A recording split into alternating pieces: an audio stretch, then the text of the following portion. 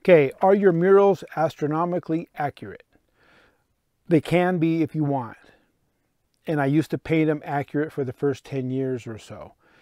I like now personalizing the customer's mural to them, by putting in the constellations that they like. And here's the difference. It's very cool to say, oh, this is the night sky that was out on the night I was born, or our wedding night.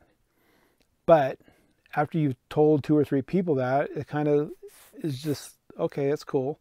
But the problem is you don't really recognize, or most people don't, recognize all the constellations that are in the mural.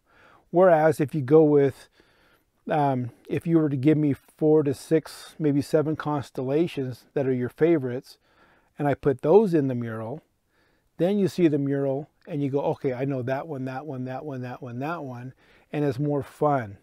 And pretty much everyone that I've done this for likes that option better.